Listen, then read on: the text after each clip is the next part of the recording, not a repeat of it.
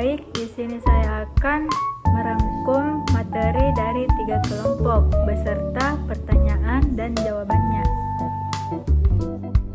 Characteristic of young learner. Understanding young learner adalah anak-anak yang sedang dalam tahap awal pembelajaran, khususnya dalam konteks pembelajaran bahasa.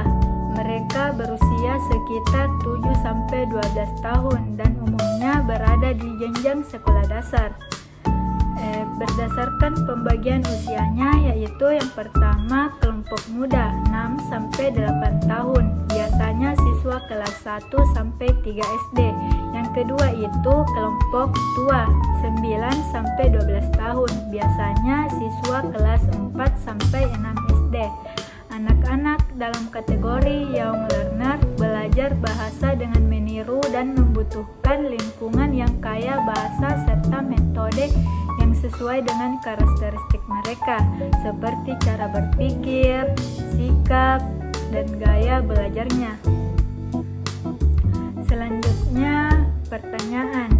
Jadi pertanyaan pertama itu, how can teacher create effective English learning based on children's characteristic?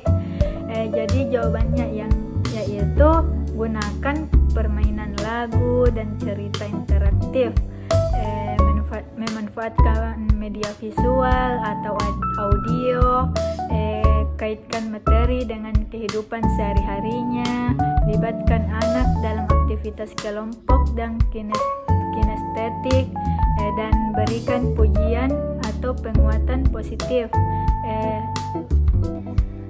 Yang kedua itu, what do you think is the main challenge in teaching ESP to young students compared to adult students?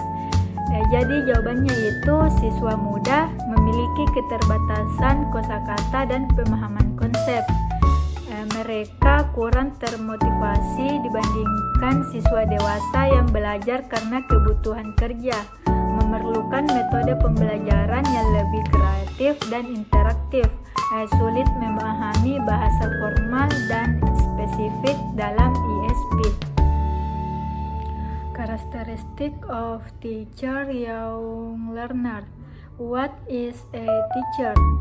The teacher is the person who delivers the educational program, assessing participation students and provides consistent and substantial leadership toward educational programs to help students acquire knowledge, competencies, and values. Characteristic of being an effective teacher according to Moreno 2011. Yang pertama itu professional knowledge and skills.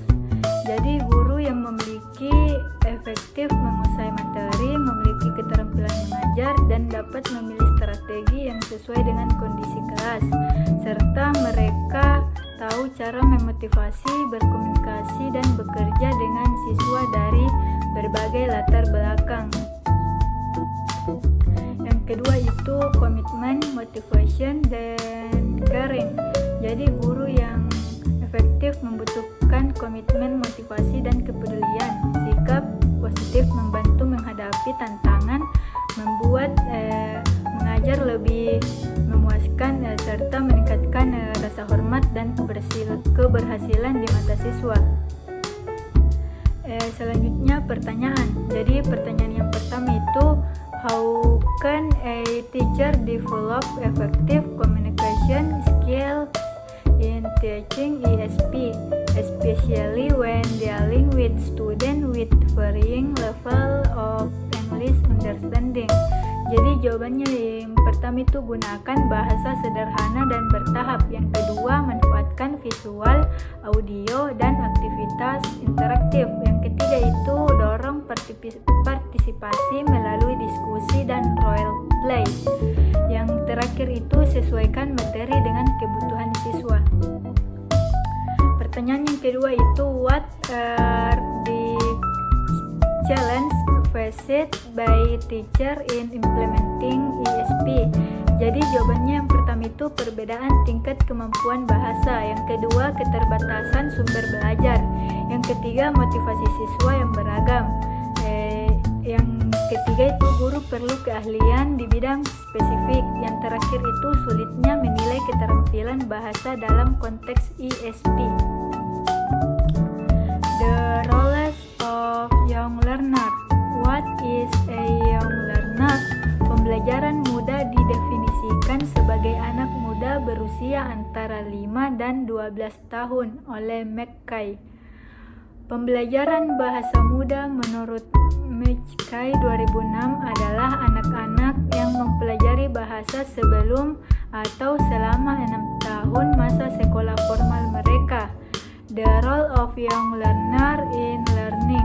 Dalam pembelajaran English for Specific Purpose atau ESP, anak-anak memiliki peranan yang cukup bila dibandingkan dengan orang dewasa karena karakteristik serta kebutuhan belajar mereka yang berbeda.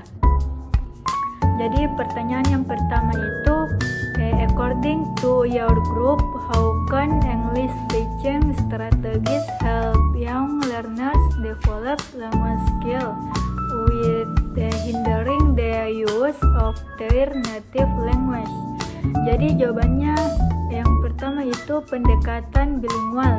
Gunakan bahasa ibu untuk menjelaskan konsep sulit, lalu perkenalkan bahasa Inggris bertahap. Yang kedua itu pembelajaran kontekstual. Hubungkan bahasa Inggris dengan aktivitas sehari-hari. Yang ketiga itu metode bermain atau interaktif. Gunakan lagu, permainan, dan cerita agar belajar lebih alami. Yang keempat itu dukungan positif. Biarkan anak-anak menggunakan kedua bahasa tanpa paksaan. Jadi pertanyaan yang kedua itu why is the method of teaching English to children different from the method for adults? Give a concrete example. Jadi jawabannya yaitu anak-anak belajar melalui lagu dan permainan, misalnya menyanyi Twinkle Twinkle untuk kosakata bintang. Yang kedua itu dewasa fokus pada aturan bahasa, misalnya menganalisis teks untuk memahami tenses. Anak-anak butuh pengulangan dan visual, misalnya flashcards untuk kosakata. Dewasa belajar melalui logika dan diskusi, misalnya latihan menulis esai.